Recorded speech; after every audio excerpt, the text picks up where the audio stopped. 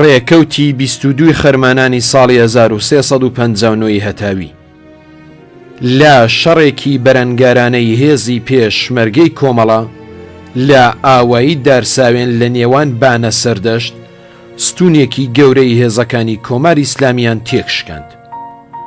ئەم ستونە بە مەبەستی گرتنی ناوچە ئازادکراوەکانی ئەم ناوچەیە هێرشێکی بەربڵاویان لە 10 ڕۆژ پێشترەوە دەست پێکرد بوو کە زەرەر و زیانێکی زۆریان لێکەوت و لە ماوەی ئەم شەڕەدا سەدان کەس لە هێزی داگیرکرد کوژران. بەداخەوە لەم ڕۆژەدا 3 پێشمەرگەی فیداکاری کۆمەڵە بە ناوەکانی هاوڕێ هەمزە عەباسی، هاوڕێ فەرەیدون جەعفەری و هاوڕێ ئەحمەد قادر مەجید و هەروەها پێشمەرگەیەکی وەحدەتی ئینقلابی بە ناوی حەمید و پێشمەرگەیەکی چریکی فدایی بە ناوی بێهزاد جانی ئازیزیان بەخت کرد. هاوڕێ هەمزە عەباسی ساڵی 1338 هەتاوی لە ئاوایی کولتەپەی قورمیش سەر بە ناوچەی بۆکان لەدایک بوو. ساڵی 1358 هەتاوی هاتە ناو ڕیزی پێشمەرگەی کۆمەڵە.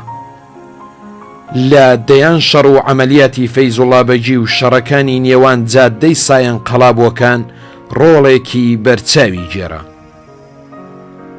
هاوڕێ فەرەیدون جەعفەری پێشمەرگەی فیداکاری کۆمەڵە پاش ڕاپەڕینی ساڵی 1357 هەتاوی هاتە ناو ڕیزی پێشمەرگەی کۆمەڵە و لە دەیان شەڕی ناوچەی سەقز و بانە و سەردەشت چالاکانە بەشداری کرد.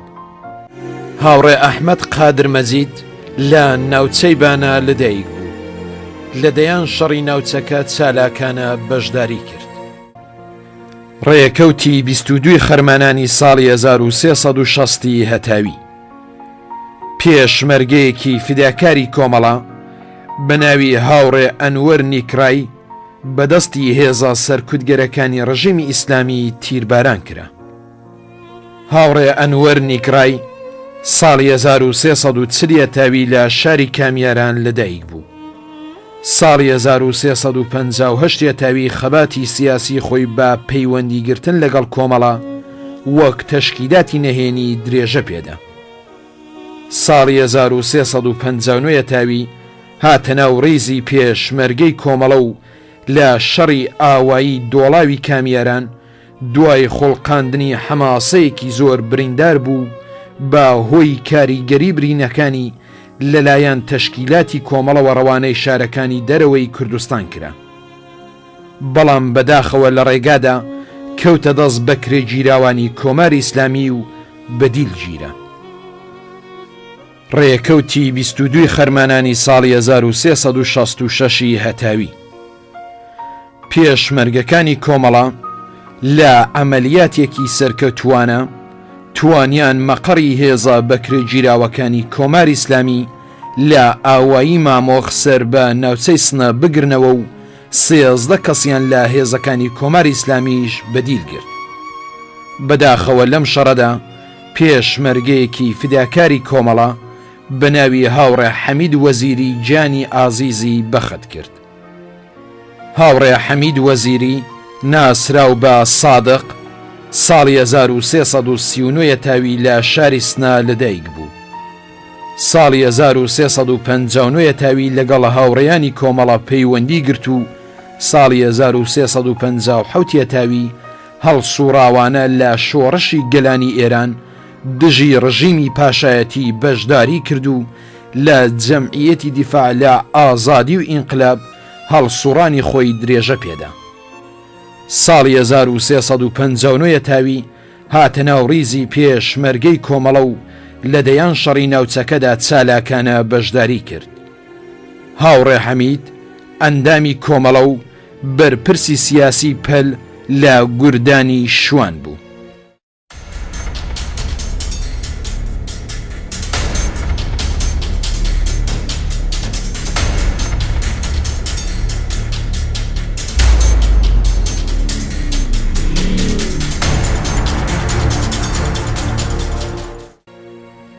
ڕێکەوتی 23 خەرمانانی ساڵی 1360 هەتاوی کادرێکی تەشکیلاتی نهێنی کۆمەڵە بە ناوی هاوڕێ حەبیب الله لوتفوڵڵاهی بەدەستی بەکرێ جیراوانی کۆماری ئیسلامی لە شاری بانە تیرباران کرا. هاوڕێ حەبیب الله لوتفوڵڵاهی ساڵی 1333 هەتاوی لە شاری سنا لەدایک بوو. لە دوای ڕاپەڕینی ساڵی 1357 هەتاوی پەیوەندی بە تەشکیلاتی کۆمەڵەوە گرت و خەباتی سیاسی خۆی دەست پێ کرد و بە بڕیاری تەشکیلات ماوەیەک نێردرا بۆ شاری بانە بۆ چالاکی سیاسی. بەڵام لەلایەن بەکرێ جیراوێک راپۆرتی لێدرا و 5 خەرمانان دەستگیر کرا. ڕێکەوتی 23 خەرمانانی ساڵی 1365 هەتاوی 3 پێشمەرگەی فیداکاری کۆمەڵە بە ناوەکانی هاوڕێ جەعفەر محەممەد ڕەش و هاوڕێ بێهزاد سیمایی و هاوڕێ حەیدەر میرانی لە جەریانی شەڕی ناوخۆیی لە ئاوایی ئاجیکەند سەر بە ناوچەی بۆکان گیانی ئازیزیان بەخت کرد. هاوڕێ جەعفەر محەممەد ڕەش ناسراو بە جەعفەری ئاجیکەند لە ئاوایی ئاجیکەند سەر بە ناوچەی بۆکان لەدایک بوو. لە ڕاپەڕینی ساڵی 1357 هەتاوی بەشداری کرد و دوای کرانەوەی مەقەڕی کۆمەڵە لە ئاجیکەند بوو بە هەواداری کۆمەڵە. پاییزی ساڵی 1363 هەتاوی هاتە ناو ڕیزی پێشمەرگەی کۆمەڵە. هاوڕێ بێهزاد سیمایی لە شاری سەقز لەدایک بوو. پاش ڕاپەڕینی ساڵی 1357 هەتاوی هاتە ناو خەباتی سیاسیەوە و لەگەڵ تەشکیلاتی کۆمەڵە پەیوەندی گرت. ساڵی 1363 هەتاوی بە ڕیزی پێشمەرگەی کۆمەڵە پەیوەست بوو لە گوردانی سیویەکی بۆکان سازماندرا و دوایین پلەی تەشکیلاتی هاوڕێ بێهزاد فەرماندەی واحدێک لە پێشمەرگەکانی کۆمەڵە بوو. هاوڕێ حەیدەر میرانی ناسراو بە هێرش ساڵی 1345 هەتاوی لە شاری سەقز لەدایک بوو. ساڵی 1364 هەتاوی پەیوەندی بە کۆمەڵەوە گرت و هاتە ناو ڕیزی هێزی پێشمەرگەی کۆمەڵە. ڕێکەوتی 23 خەرمانانی ساڵی 1366 هەتاوی 2 پێشمەرگەی فیداکاری کۆمەڵە بە ناوەکانی هاوڕێ مەسعود ئەمین نژاد و هاوڕێ قەسیم مەولودی بەهۆی تەقینەوەی مینی چێندراوی دوژمن لە بەرزایەکانی دەوسێنە سەر بە ناوچەی بانە گیانی ئازیزیان بەخت کرد. هاوڕێ مەسعود ئەمین نژاد ساڵی 1348 هەتاوی لە شاری بانە لەدایک بوو. لە ڕاپەڕینی جەماوەری ساڵی 1357 هەتاوی بە دژی ڕژیمی پاشایەتی چالاکانە بەشداری کرد. دوای ئاشکرابوونی فعالیەتی عەلەنی کۆمەڵە بە تەشکیلاتی کۆمەڵەوە پەیوەندی گرت و فیداکارانە و دڵسۆزانە بۆ وەدیهێنانی ئاواتەکانی تێکۆشا و لە شەڕەکانی دژ بە کۆماری ئیسلامی لە شاری بانە چالاکانە بەشداری کرد. هاوڕێ قەسیم مەولودی ساڵی 1338 هەتاوی لە ئاوایی خێراوە سەر بە ناوچەی مەهاباد لەدایک بوو. ساڵی 1359 هەتاوی پەیوەست بوو بە ڕیزی عەلەنی هێزی پێشمەرگەی کۆمەڵە و لە گوردانی 24 مەهاباد سازماندرا. ساڵی 1366 هەتاوی هاوڕێ قەسیم بوو بە ئەندامی کۆمەڵە.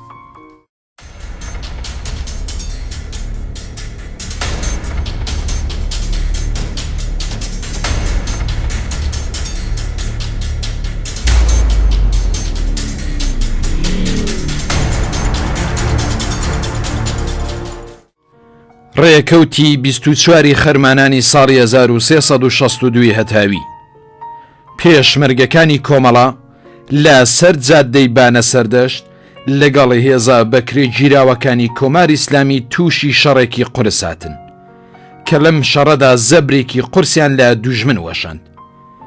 بەڵام بەداخەوە لەم شەڕەدا پێشمەرگەیەکی فیداکاری کۆمەڵە بەناوی هاوڕێ ڕەحمان مەعروفی گیانی ئازیزی بەخت کرد. هاوڕێ ڕەحمان معروفی.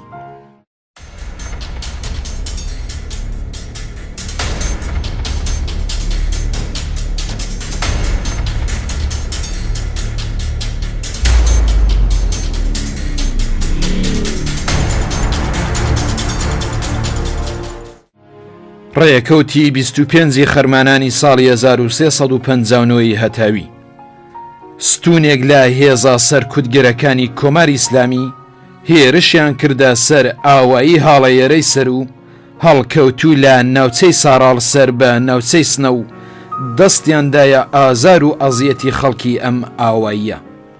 لەم شەڕەدا پێشمەرگەیەکی فیداکاری کۆمەڵە بە ناوی هاوڕێ سەتار فەیزی کە بە تەنیا لەم ئاواییە مابووەوە قارەمانانە سەنگەری گرت و داگیرکەرانی خستە ژێر ئاگری خۆیەوە کە لەم حەماسە کەمیێنەیەدا چەندین کەس لە هێزەکانی کۆماری ئیسلامی کوژران.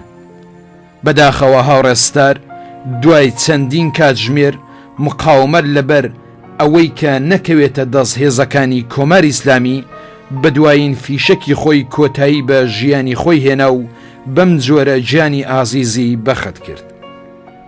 هاوڕێستار فەیزی ساڵی 1326 هەتاوی لە ناوچەی گەڕوسی بیجار لەدایک بوو.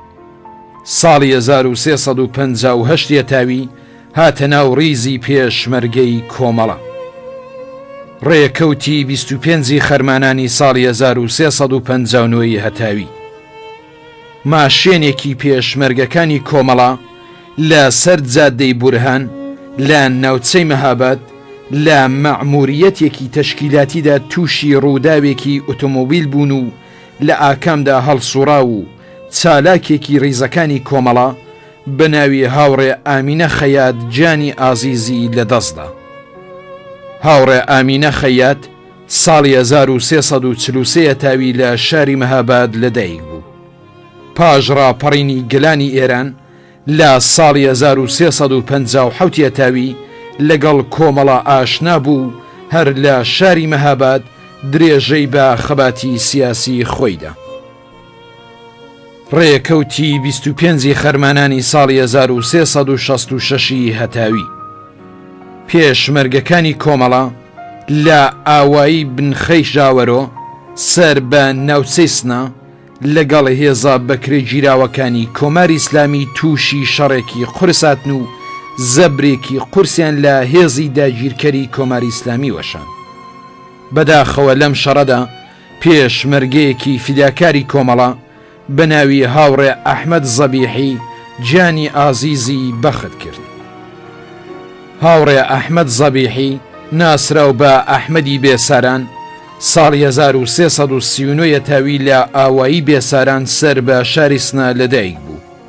ساڵی 1361 هەتاوی پەیوەندی بە کۆمەڵەوە گرت و بوو بە پێشمەرگەی کۆمەڵە. یەکەم مەسئولیەتی هاوڕێ ئەحمەد مەسئولی تەدارکاتی ئەفراسیە و باینچۆ بوو. ساڵی 1362 هەتاوی بوو بە ئەندامی کۆمەڵە. ڕێکەوتی 25 خەرمانانی ساڵی 1365 هەتاوی باهۆی تۆپبارانی مەقڕێکی کۆمەڵە لە ئۆردوگای مالومە لە کوردستانی عێراق لەلایەن هێزەکانی بەعسی عێراقەوە سێ پێشمەرگەی فیداکاری کۆمەڵە بە ناوەکانی هاوڕێ عارف مەولانایی، هاوڕێ نەسرین ڕۆستەم گورجی و هاوڕێ پەروین ڕۆستەم گورجی گیانی ئازیزیان بەخت کرد. هاوڕێ عارف مەولانایی ساڵی 1332 هەتاوی لە ئاوایی ماسان سەر بە ناوچەی کامیاران لەدایک بوو. پێش ڕاپەڕینی گەلانی ئێران لە دەورەی دەبیرستان بە بڵاوکردنەوەی ڕۆژنامەیەکی دیواری بە ناوی مساوات هەڵسوڕانی سیاسی خۆی دەست پێ کرد.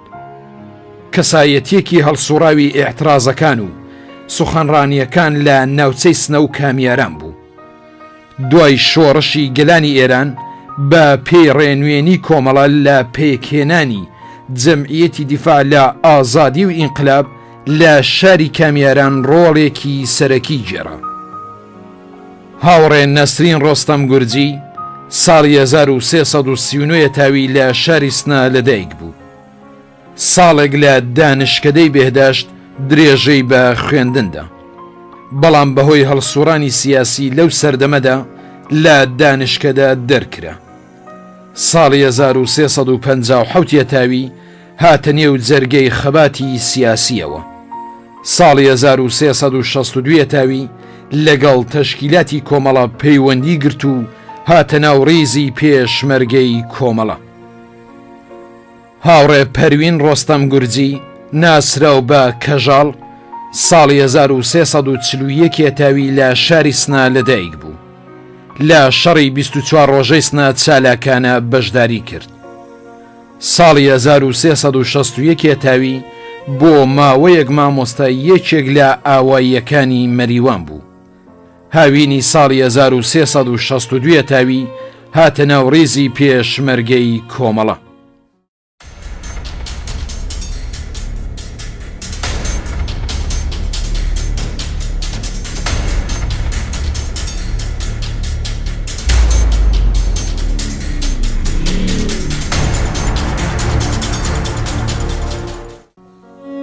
ڕێکەوتی 26 خەرمانانی ساڵی 1359 هەتاوی ستونێک لە هێزەکانی کۆماری ئیسلامی هێرشیان کردە سەر ئاوایی هاڵەیەرەی سەر و لە ناوچەی ساڕاڵ سەر بە شاری سنە و ئەم ئاواییان خستە ژێر ئاگری چەکی قورسی خۆیان.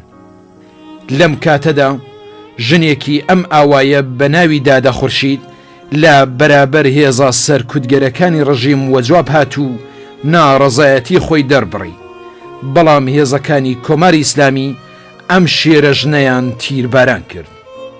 پێشمەرگەکانی کۆمەڵە کاتێک بەم هێرشە هێزەکانی دوژمنی زانی دەست بەجێ دەستیان کردەوە و شەڕێکی قرس لەم ئاواییە دەستی پێکرد.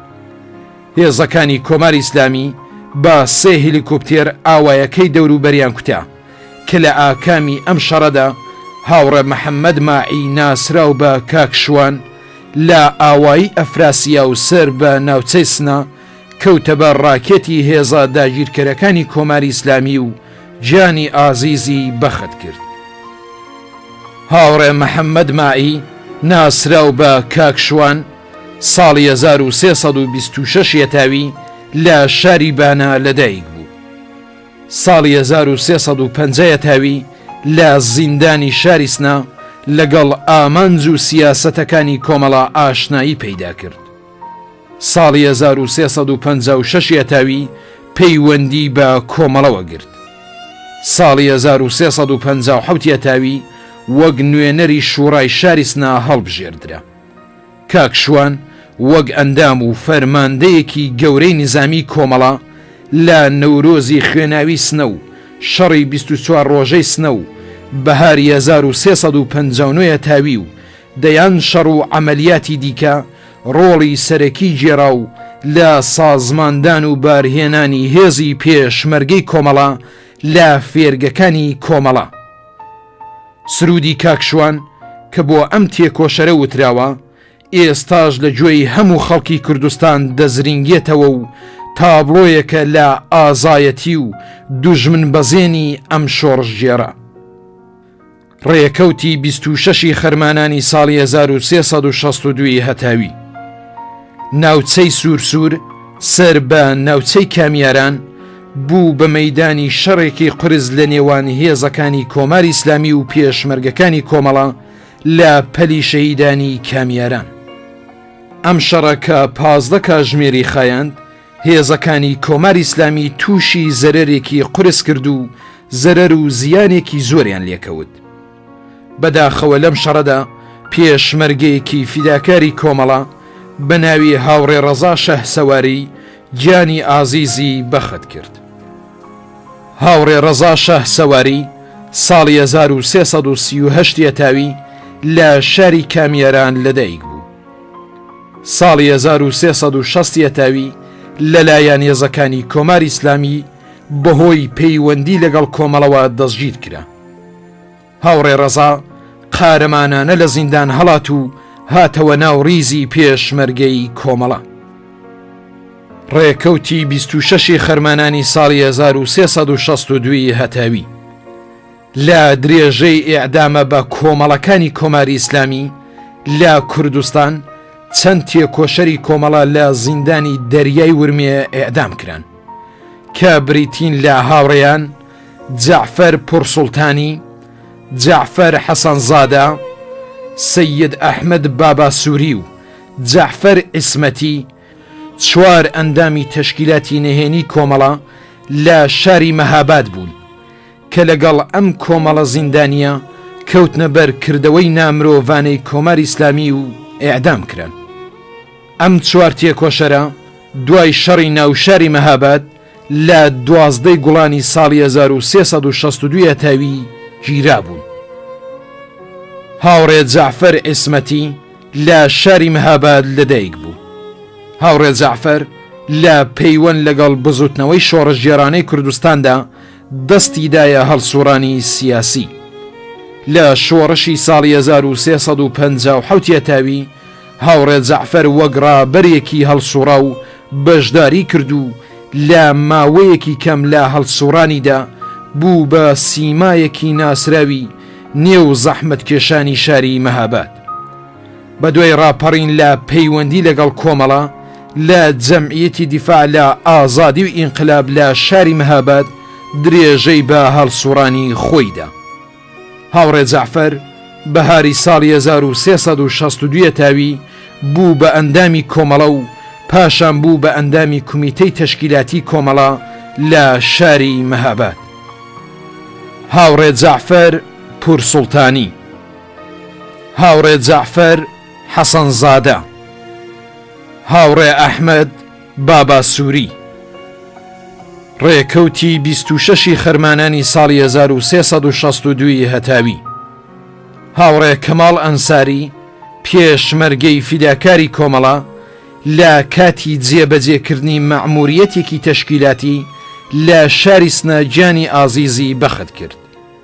هاوڕێ کەماڵ پاش ئەوەی کە لەلایەن هێزەکانی کۆماری ئیسلامیەوە گەمارۆ بدرێت لە شەڕێکی سەخت و نابەرابەردا، هاوڕێ کەماڵ وێڕای کوشتن و بریندارکردنی چەند کەس لە هێزە سەرکوتگەرەکانی کۆماری ئیسلامی کاتێک ئەو جنایەتکارانە دەیانەویست لێی نزیک ببنەوە و زامنی نارنجەکەکەی کێشە و کۆتایی بە ژیانی خۆی هێنا و گیانی ئازیزی بەخت کرد.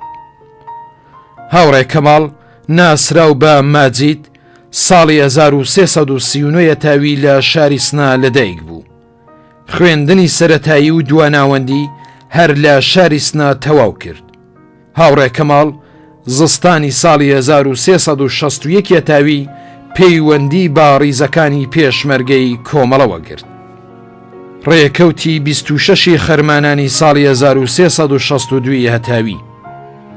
دەستەیەک لە پێشمەرگەکانی کۆمەڵە لە ئاوایی شێخ عەتار سەر بە ناوچەی مەریوان کەوتنە کەمینی دەستەیەک لە هێزە بەکرێگیراوەکانی گروهی زەربەت.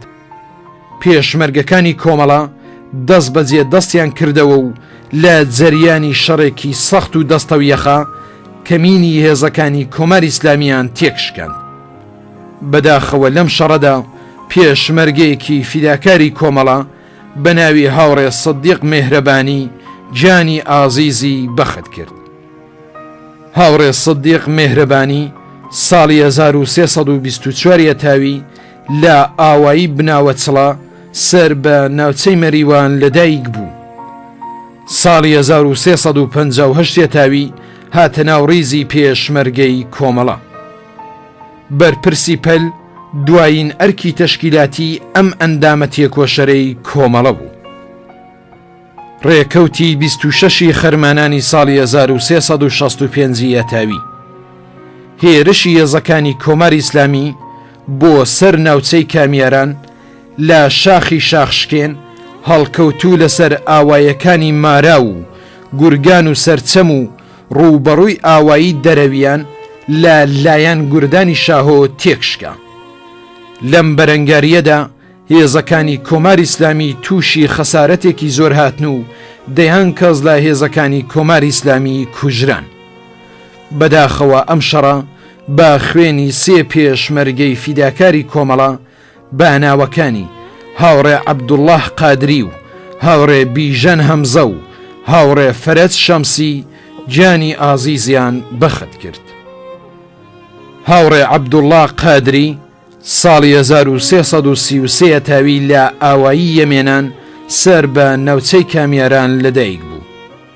ساڵی 1345 تاوی لەگەڵ هاوڕێیانی کۆمەڵە ئاشنایی پەیدا کرد و لە ئاوایی یەمێنان و دەوروبەری لەگەڵ چەند هاوڕێی دیکەی گروپێکیان پێکێنا و دەستیاندایە چالاکی سیاسی. دوای شۆڕش و دەستپێکردنی چالاکی ئاشکرای کۆمەڵە وەک هەموو ئەندامانی نهێنی کۆمەڵە هەڵسوڕانی خۆی بە ئاشکرا دەست پێ کرد و لە ڕیزی جەمعیەتی دیفاع لە ئازادی و ئینقلاب درێژە پێدا. دوای هێرشی کۆماری ئیسلامی بۆ سەر بزوتنەوەی شۆڕژێرانەی کوردستان لە لایەن تەشکیلاتەوە بۆ شاری تاران بەڕێکرا. پاش 2 ساڵ چالاکی لە نێوان کرێکارانی تاران، هێزەکانی کۆماری ئیسلامی بە هۆی هاوکاری هەندێک سیخوڕی ناوچەی کامیارانەوە دەستگیر کرا و لە کاتی گواستنەوەی لە زیندان هەڵات و خۆی گەیاندەوە کوردستان و بوو بە پێشمەرگەی کۆمەڵە. هاوڕێ عەبدوڵڵا ساڵی 1361 تاوی بە ئەندامی کۆمەڵە وەرگیرە و فەرماندەی دەستەیەک لە پێشمەرگەکانی کۆمەڵی پێسپێردرا. هاوڕێ عەبدوڵڵا لە سێهەمین دەورەی مەدرسەی حیزبی بەشداری کرد و ئەم جارەیان چەندین مەسئولیەتی سیاسی پێسپێردرا و وەک دەستەی سازماندا لە ناوچەی کامیاران هەڵبژێردرا.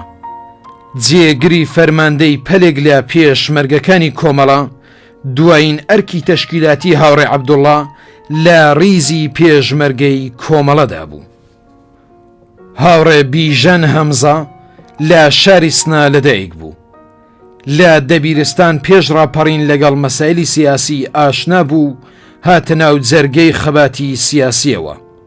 دواتر لەگەڵ ڕێکخراوەی پەیکار پەیوەندی گرت و وەک تێکۆشەرێکی ئەم ڕێکخراوەیە و بە پێی مەعموریەتێکی تەشکیلاتی چوو بۆ شاری تاران و لە ناو کرێکارانی تاران بە هەڵسوڕانی خۆی درێژەیدا و لە کارخانە جۆرە و جۆرەکانیدا کاری کرد.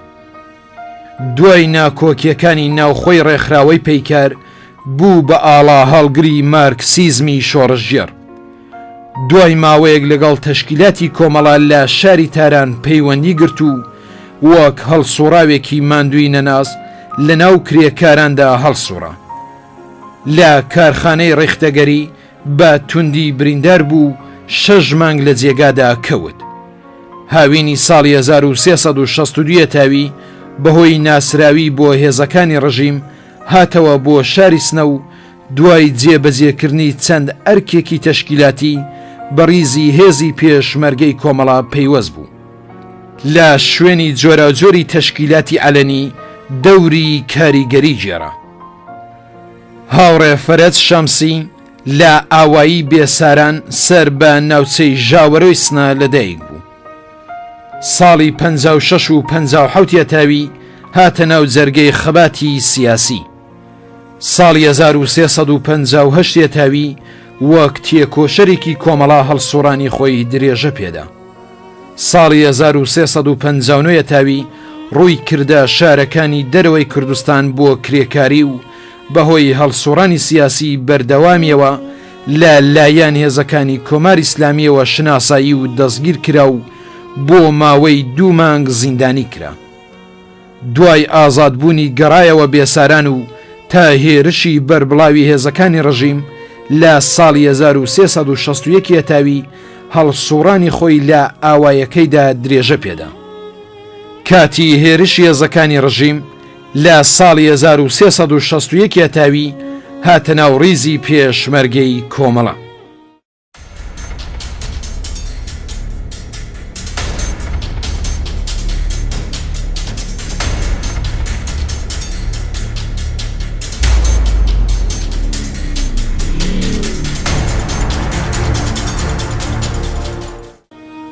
ڕێکەوتی 27 خەرمانانی ساڵی 1359 هەتاوی ستونێک لە هێزەکانی کۆماری ئیسلامی لە پایەگای شاخی پیرناس لە ناوچەی شنۆوە هێرشیان کردە سەر ئاوایی ڕەشناس.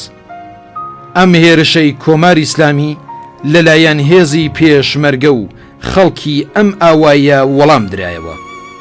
لە کامدا هێزی دوژمن زەبرێکی قورسی لێکەوت و دەیان کەسیان لێکوژرا و بریندار بوو. بەداخەوە لەم شەڕەدا پێشمەرگەیەکی فیداکاری کۆمەڵە بە ناوی هاوڕێ عەبووبەکر فەتاحی جانی ئازیزی بەخت کرد. هاوڕێ عەبووبەکر فەتاحی پێشمەرگەی فیداکاری کۆمەڵە لە هێزی بەرگری بوو کە لە ڕیزی پێشمەرگەکانی کۆمەڵەدا خەباتی کرد و جانی ئازیزی لە ڕێگەی ئامانجە بەرزەکانی خەڵکی زەحمەتکێشی کوردستان بەخت کرد و چووە کاروانی شەهیدانی سەربەرزی کۆمەڵە. ڕێکەوتی 27 خەرمانانی ساڵی 1364 ئەتاوی دەستەیەک لە پێشمەرگەکانی کۆمەڵە لە چەمشاری سنە لەگەڵ هێزە بەکرێ گیراوەکانی کۆماری ئیسلامی لە گروهی زەربە تووشی شەڕێکی قورس هاتن کە لە کامی ئەم شەڕەدا هێزی دوژمن خەسارەتێکی بەرچاوی لێکەوت و بەداخەوە لەم شەڕەدا پێشمەرگەیەکی فیداکاری کۆمەڵە بە ناوی هاوڕێ ئومید محەممەدی جانی ئازیزی بەخت کرد. هاوڕێ ئومید محەممەدی ساڵی 1342 تاوی لە شاری سنا لەدایک بوو. پاش شۆڕشی گەلانی ئێران لە ساڵی 1357 تاوی پەیوەندی بە کۆمەڵەوە گرت و وەک لایەنگرێکی کۆمەڵە درێژەی بە چالاکیدا. ساڵی 1364 تاوی هاتە ناو ڕیزی پێشمەرگەی کۆمەڵە و لە گوردانی ئارێز سازماندرا. ڕێکەوتی 27 خەرمانانی ساڵی 1365 تاوی هێزەکانی کۆماری ئیسلامی هێرشیان کردە سەر ئاوایی سەرشێڵانە سەر بە ناوچەی کامیاران کە ئەم هێرشە لەلایەن هێزی پێشمەرگەی کۆمەڵەوە تێکشکە و هێزە بەکرێ گیراوەکان تووشی زەرەر و زیانێکی زۆر هاتن و چەندین کەسیان لێکوژرا. بەداخەوە لەم شەڕەدا پێشمەرگەیەکی فیداکاری کۆمەڵە بە ناوی هاوڕێ سەلاح خورشیدی جانی ئازیزی بەخت کرد. هاوڕێ سەلاح خورشیدی لە کەچەڵا لە بەشی سوورسووری کامیاران لەدایک بوو. ساڵی 1357 تاوی لەگەڵ مەسایلی سیاسی ئاشنایی پەیدا کرد. ساڵی 1358 تاوی پەیوەندی بە تەشکیلاتی کۆمەڵەوە گرت. ساڵی 1361 تاوی پەیوەست بوو بە هێزی پێشمەرگەی کۆمەڵە. ڕێکەوتی 27 خەرمانانی ساڵی 1367 هەتاوی پێشمەرگەکانی کۆمەڵە لە گوردانی 26 سەقز کاژمێر حوتی ئێوارە بەشێک لە جادەی بانە سەقزیان لە نیزیگ ئاوایی کێلەشین خستە ژێر کۆنتڕۆڵی خۆیان و بۆ ماوەی 2 کاژمێر ئەم بەشە لە کۆنتڕۆڵی پێشمەرگەکانی کۆمەڵە بوو. بەڵام بەهۆی تەقەی هێزەکانی کۆماری ئیسلامی و کوتانی شوێنی پێشمەرگەکان پێشمەرگەیەکی فیداکاری کۆمەڵە بە ناوی هاوڕێ یەحیا لوتفی جانی ئازیزی بەخت کرد. هاوڕێ یەحیا لوتفی ساڵی 1341 تاوی لە ئاوایی قەڵاکۆن سەر بە ناوچەی دیواندەرە لەدایک بوو. ساڵی 1357 تاوی پەیوەندی بە چریکە فیدایەکانەوە گرت و ساڵی 1360 تاوی بە هۆی شناساییکرانیەوە گیرا و بۆ ماوەی 2 ساڵ کەوتە سیاساڵەکانی کۆماری ئیسلامی و لە ماوەی 2 ساڵ زیندانی بوونی لەگەڵ هاوڕێیانی جان بەخت کرد و جەمیل ئەرجومەند و خوسرە و ساعدی ئاشنا بوو هەر لەو کاتەوە پەیوەندی خۆی بە کۆمەڵەوە گرێدا. ساڵی 1365 تاوی پەیوەست بوو بە ڕیزی هێزی پێشمەرگەی کۆمەڵە و لە گوردانی کاوە سازماندرا.